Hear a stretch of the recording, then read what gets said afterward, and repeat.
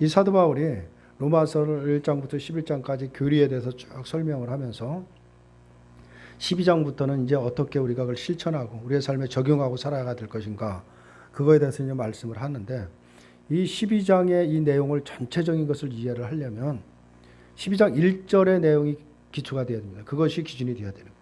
그게 기준이 되지 않고는 사실 우리가 이루어갈 수는 사실 없다라고 볼 수밖에 없습니다. 우리가 잘 알듯이 로마서 12장 1절의 내용을 보면 이렇게 말씀을 하고 있습니다. 그러므로 형제들아, 내가 하나님의 모든 자비하심으로 너희를 권하노니 너희의 몸을 하나님이 기뻐하시는 거룩한 산 제물로 드리라. 이는 너희가 드릴 영적 예배니라 라고 말씀을 하고 있죠. 사실 이 말씀이 기준으로 해서 12장 전체가 이해가 해야지, 이 말씀을 떠나서는 사실 우리가 불가능하다라고 볼 수밖에 없습니다. 12장은 몸을 하나님이 기뻐하시는 산 제물로 바로 드린 성도의 삶을 말씀하는 것이기 때문에 그런 것입니다. 그럼 우리가 우리의 몸을 하나님이 기뻐하시는 산 제물로 드렸다라고 한다면 사실 내 몸은 없는 상태다. 이것이 전제가 되는 것입니다. 비록 눈에 보이는 육신을 가지고 스스로 생각하고 스스로 움직이고 살아가지만 내 몸은 나를 위해 존재하는 것이 아니라 바로 그리스도를 위해 존재하는 몸이다라는 것입니다. 그리스도를 위한 몸으로 살아갈 때 그 모습, 그 삶의 자리에 그 삶이 어떤 것인가를 지금 말씀을 하고 있는 것입니다. 근데 우리가 몸을 하나님이 기뻐하시는 거룩한 산 제물로 드렸다라고 고백은 하는데 사실 온전히 드려지지 않다라고 보니까 오늘 같은 말씀이 두려움으로 또 우리가 부담감으로 다가올 수밖에 없는 것입니다. 우리가 온전히 나의 몸을 하나님이 기뻐하시는 산 제물로 드린 것이 분명하다고 하면 오늘 이 모든 말씀은 내가 이루는 것이 아니라 바로 주님께서 다 이루신다라는 것을 말씀 우리가 그렇게 또 이해가 되는 것입니다. 오늘 본문의 내용을 우리가 분명히 실천하는 것처럼 우리가 들릴지는 모르지만 그러나 사실 말씀 하나하나가 바로 우리의 능력 밖의 말씀이라는 것을 우리가 금방 알 수가 있습니다. 핍박하는 자를 저주하지 않고 축복하라는 이 말씀이나 즐거워하는 자들을 함께 즐거워하고 우는 자들과 함께 울라는 이 말씀이나 또 낮은 마음을 가지라는 마음이나 또 악을 악으로 갚지 말고 모든 사람에게 정말 평화하라는 것이나 또 원수가 줄이거든 먹이고 목마르거든 마시게 하라는 이런 말씀 하나하나가 사실 우리의 능력 밖의 말씀일 수밖에 없는 것입니다. 물론 어떤 사람들은 원수를 사랑할 수도 있죠. 또 핍박하는 자를 축복할 수도 있는 것은 사실입니다. 그렇게 의도적으로 할 수는 있는 것입니다. 물론 제대로 할 수 없다는 것은 아니지만은 그러나 우리들의 힘으로는 사실 할 수 없다라는 사실을 우리가 먼저 깨달아야 되는 것입니다. 내게 있는 사랑으로 사랑을 보이겠다라고 한다면 그 결과는 어떠냐? 결국은 바로 자기의 사랑을 입증하기 위한 거칠애로 나타날 수밖에 없는 것이다 라고 볼 수밖에 없습니다. 핍박하는 자를 축복하라고 했을 때도 핍박하는 자를 축복함으로써 자신의 신앙의 어떤 의로서 성숙한 인간이 되었음을 확인하는 기쁨으로 삼는다라면 그것은 결국 자신을 위한 행위로 그치고 마는 것입니다. 그것을 말씀을 실천하는 것이 아니라 자기의 의를 확인하는 것에 불과하다라고 볼 수밖에 없죠. 그래서 이 성도, 우리들이 신앙생활하는 우리 성도들의 행위라는 것은 그런 차원의 것을 말하고 있는 것이 아닌 것입니다. 자기 의나 자랑하고 뭔가를 확인하기 위해서 하는 그런 것을 성도의 행위라고 말하고 있는 것이 아닙니다. 성도의 행위는 어떤 것을 성도의 행위라고 하느냐면 그 사람을 지배하고 있는 무엇인가에 의해서 나타난 결과를 말하고 있는 것입니다. 내가 하는 것은 아닌데 어떤 결과가 드러납니다. 근데 그건 분명히 내가 한 것은 아니야. 나를 지배하고 있는 누군가에 의해서 되어지는 것. 그것이 바로 성도의 행위다라고 볼 수가 있는 것입니다.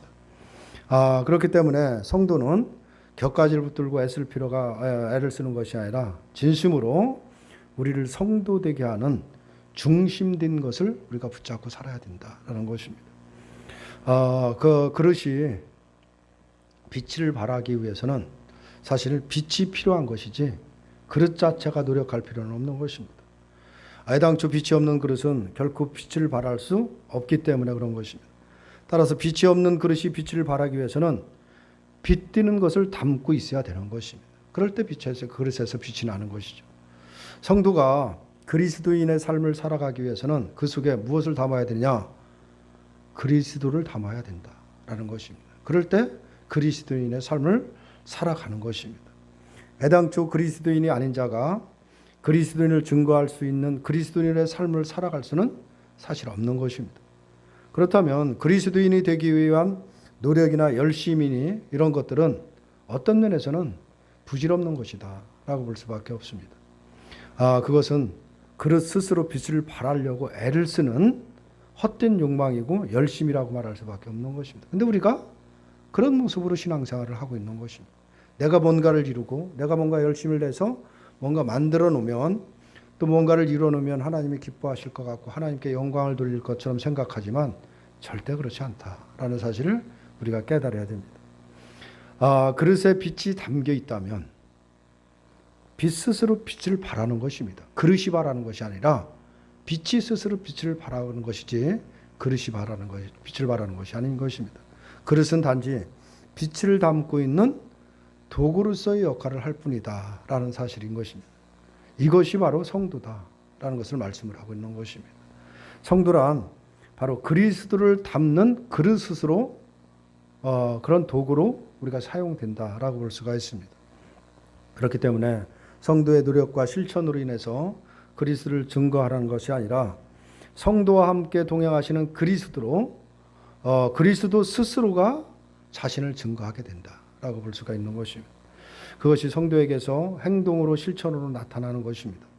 이런 이유로 내가 하는 것이 아니라 바로 그리스도가 하는 것이라는 그런 고백을 하게 되는 것입니다. 이러한 원칙을 이해하고 우리가 살아간다면 성도의 실천이나 행위에 대해서 우리가 바로 이해할 수가 있다라고 볼 수가 있는 것이죠. 오늘 본문도 역시 우리들의 실천 문제를 다루고 있는 것이 아닌 것입니다. 우리가 그렇게 실천하고 살아라. 그것을 말하기 위해서 오늘 본문을 사도 바울이 말하고 있는 것이 아닙니다. 핍박하는 자를 저주하지 않고 축복하고 원수가 줄일 때 먹이고 목마르거든 마시운다라고 해서 성도가 성숙해지는 것은 아무것도 없는 것입니다. 아무리 그렇게 그런 일을 한다라고 해도 그 성숙한 모습은 없는 것입니다. 이미 성도 되었기 때문에 그 속에 그리스도를 담고 내 몸이 아니라 그리스도의 몸으로 주님에게 사용되고 있는 것뿐이지 다른 것은 없다라는 사실을 우리가 기억해야 됩니다. 그렇기 때문에 핍박하는 자를 축복하게 되는 것이고 원수라고 해도 그가 줄이면 먹이고 목마르고 마시게 한다라고 볼 수가 있는 것입니다. 본문 말씀을 우리가 하나하나 살펴볼 때 어렵다라는 그런 느낌을 누구나 다 가질 수밖에 없죠. 왜 어렵다고 느끼느냐? 누군가를 축복하라는 말씀이 그렇게 어려운 것인가? 우리가 생각을 해보면 물론 누군가를 축복하는 것은 어려운 일이 아닐 수가 있습니다. 내 마음에 드는 사람, 착한 사람, 또 나와 가까운 어떤 부모 형제를 축복하려면 얼마든지 우리가 축복을 할 수가 있죠. 얼마든지 그에게 다가가서 얼마든지 축복할 수 있는 것은 분명합니다. 그런데 문제는 나를 핍박하는 자를 축복하라고 말씀을 하고 있습니다. 줄인 자를 먹인다는 건 역시 그것도 어려운 일이 아닐 수 있죠. 사람들에게 사람이 갖고 있는 양심이라는 것이 있습니다. 그 양심은 줄인 자를 보면 동정하게 되어 있습니다. 동정심이라도 얼마든지 남들에게 그렇게 줄인 자들을 위해서 먹일 수 있는 것은 분명합니다. 그러나 문제는 원수인 것이죠. 원수를 그렇게 하라고 말씀을 하고 있습니다. 그럼 과연 우리가 그렇게 할 수 있겠는가라는 것이죠. 핍박하는 자를 축복한다는 것은 그 속에 핍박하는 자에 대한 미움이 없을 때 그것이 가능한 것입니다. 원수에 대한 감정이 없을 때 그가 줄이면 먹일 수가 있는 것입니다. 타인의 즐거움에 함께 할 수 있는 것은 그와 비교하는 것이 없을 때 가능한 것이죠. 그 사람과 뭔가를 비교하고 내가 좀 적게 가졌거나 뭐 이러는 것이 좀 적거나 비교가 된다라면 불가능하다라고 볼 수밖에 없습니다. 결국 이 모두가 하나로 압축하여 우리가 생각한다면 뭐냐면 내 몸이 없어야 가능하다. 그걸 말하고 있는 것입니다. 나라는 존재가 내가 있다라고 한다면 도저히 불가능할 수밖에 없는 것입니다. 내 몸에 존재하지 않을 때 가능한 문제들을 말씀을 하고 있는 것이 오늘 본문이다라고 볼 수가 있습니다. 그래서 이 말씀을 사실 1절의 말씀, 그 말씀을 전제로 모든 것을 이해해야 되는 것입니다. 우리가 예수를 믿고 성도가 됐다고 한다면 이미 우리는 내 몸은 없는 것이야. 다시 말해서 나라는 존재는 없다. 이것이 전제가 되는 것입니다. 내가 있는 존재도 하나의 주님을 드러내기 위한 주님을 위해서 사용되는 도구로 존재하는 것이지 나의 어떤 뜻과 나의 어떤 욕망을 채우기 위해서 존재하는 것이 아니다라는 것입니다. 그래서 로마서 12장은 내 몸을 산 제물로 드린 자에게 보여지는 열매라고 말할 수 있다라고 볼 수가 있습니다. 그래서 본문의 내용은 모두 바로 성도의 삶이 어떤 것인가를 지금 말하고 있는데, 그러므로 본문의 말씀이 실천되어질 수 있는 사람은 자신을 위해 살아가는 자가 아니라 그리스도의 지체로서 그리스도를 위해 사는 성도밖에 없는 것입니다. 온전히 주님 앞에 주님을 위해서 살아가는 자가 아니면 사실 할 수 없는 것이다 라고 볼 수밖에 없죠. 본문 자체가 바로 그리스도와 동행하는 삶을 말하고 있는 것입니다. 그리스도와 동행한다라는 것은 내 몸을 가지고 그리스도와 동행한다는 의미가 아닌 것입니다. 그리스도께서 그리스도에게 온전히 붙잡힌 삶을 의미하고 있는 것입니다. 그래서 주님께서 인도하시는 대로 온전히 순종되어지는 것이고, 주님이 사용하시는데 온전히 도구로 쓰임받는 그런 삶을 말하고 있는 것입니다. 자신의 삶을 사는 것이 아니라 그리스도를 위해 살아가는 삶인 것이다 라고 볼 수가 있습니다. 네, 요즘 현대인들은 자기 밖으로부터 어떤 초월적인 힘에 자신을 맡기는 것이 아니라 모든 일을 자신의 책임 아래에서 모든 것을 처리해 나가려고 하는 그런 생각을 갖고 있는 것입니다. 신앙이 인간이 자신의 나약함을 알고 바로 자기밖에 초월적인 존재에 자신을 의존하는 것이 그것이 신앙인데, 현대인들은 어떤 면에서 신앙인 자체가 필요 없다라고 말할 정도로 자기 자신을 믿고 있다라는 것입니다. 자기 자신을 의지하고 있다라고 볼 수밖에 없습니다. 그런 의미에서 대부분이 오늘날 기독교인이라고 하는 사람들은 하나님을 필요하지 않는 사람들이고, 어떤 면에서는 하나님이 없다고 해도 자신감 있게 살아갈 수 있는 사람들이 아닌가 우리가 깨닫게 되는 것입니다. 우리가 예수를 믿고 신앙인으로 성도로 살아가지만 여전히 내 중심이고 나를 의지하지 주님을 의지하고 살아가느냐, 그렇지 않다는 것입니다. 나는 전혀 할 수 없는데 내 밖에 어떤 초월적인 힘에 의해서 나를 주장하고 나를 이끄시는 어떤 그분의 손길에 의해서 모든 것이 되어 간다라는 믿음을 갖고 그분을 의지하고 믿고 가는 것이 아니라 작은 일이든 큰 일이든 바로 내가 하지 않으면 안 된다라는 생각을 갖고 살아가기 때문에 그런 것입니다. 바로 이러한 자신감이 사라지고 무능력자로서 주님의 능력을 의지하고자 하는 것이 바로 주님과 동행하는 삶이다라는 사실을 우리가 기억해야 됩니다. 자신에게 유리할 때는 동행하고 불리할 때는 거부하고 도망치는 삶이 아닌 것입니다. 그리스도와 함께 살고 함께 죽는 삶, 그것이 동행하는 삶인 것입니다.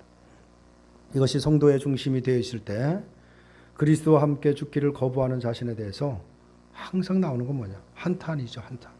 나는 왜 이런가? 라는 그런 정말 한탄이 저절로 나올 수밖에 없는 것입니다. 또 나와야 당연하지 않겠느냐라는 것이죠. 본문을 대하는 우리들의 마음이 어쩌면 느긋할 수는 없죠. 왜냐하면 사실 어떤 것은 하게 되고 어떤 건 안 하고 이런 것을 구별하는 것이 아니기 때문에 그런 것입니다. 몸을 거룩한 산제물로 드리고 그리스도와 함께 사는 성도의 삶은 이럴 수밖에 없는 것이라는 것을 오늘 본문에서 분명히 말씀을 하고 있다면, 우리는 이 본문을 대하면서 아직도 내 몸을 내 것으로 여기고 살아가는 우리의 불순종에 대해서 깨달을 수밖에 없는 것입니다. 그렇구나, 나는 아직도 여전히 우리는 입술로 고백하도 내 몸을 내 것으로 아직도 여기고 내 몸을 위해서 아직도 살아가는구나 라는 그런 것을 깨달을 수밖에 없는 것입니다. 또 그런 것을 깨달을 때 그 마음 중심에 뭐가 일어나야 되냐면, 나는 여전히 내 중심으로 살아가는 이 완악함과 아직도 나를 버리지 못하는 그런 아직도 이런 그런 신앙의 모습, 그런 신앙의 모습을 바라보면서 정말 주님 앞에 애통하는 마음으로 우리가 주님을 바라봐야 되는 것입니다. 그 상한 심령으로 주님 앞에 부르짖을 때 그것이 바로 주님이 기뻐하시는 삶이지, 여전히 우리는 그런 마음이 없다고 한다면 사실 우리가 정정 주님과 동행하는 삶인가 한번 깊이 생각을 해봐야 되는 것입니다. 성도에게는 십자가를 지는 고민만이 있는 것이 아닌 것입니다. 십자가를 지는 고난은 자신의 고난으로 그치는 것이 아니라 바로 타인의 짐을 지게 하는 힘과 능력으로 존재하는 것입니다. 따라서 고난은 흔히 생각하는 것처럼 슬픔과 고통으로 존재하는 것이 아니라 기쁨을 주는 힘으로 존재함을 우리가 알아야 되는 것입니다. 이것이 주님과 동행하는 삶인 것입니다. 오늘 본문은 우리에게 그리스도의 몸으로 살아가고 있는지를 지금 묻고 있는 것입니다.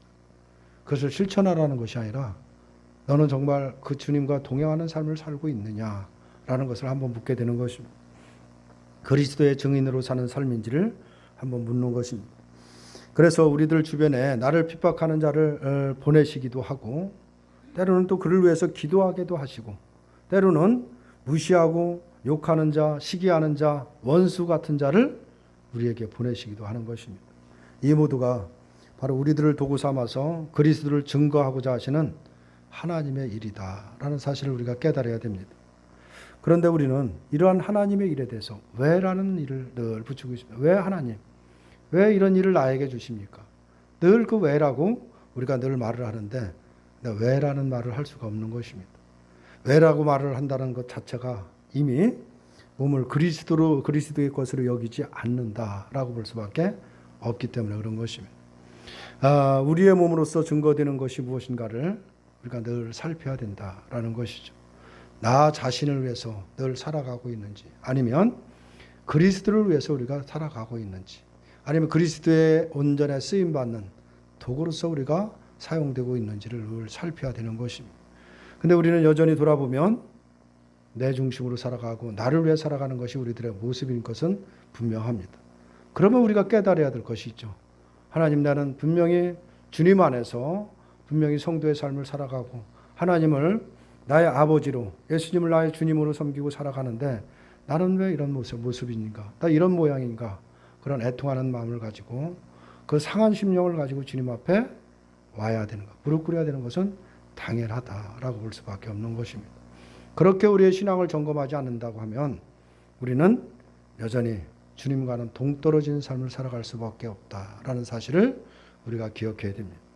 오늘 본문 말씀을 통해서 지금 살아가는 삶의 모습이 주님과 동행하는 삶인지 우리에게 묻고 있는 것입니다. 과연 나는 주님과 동행하는 삶을 살아가고 있는지 한번 돌아보시는 저와 여러분들이 되시기를 주님의 이름으로 축원합니다.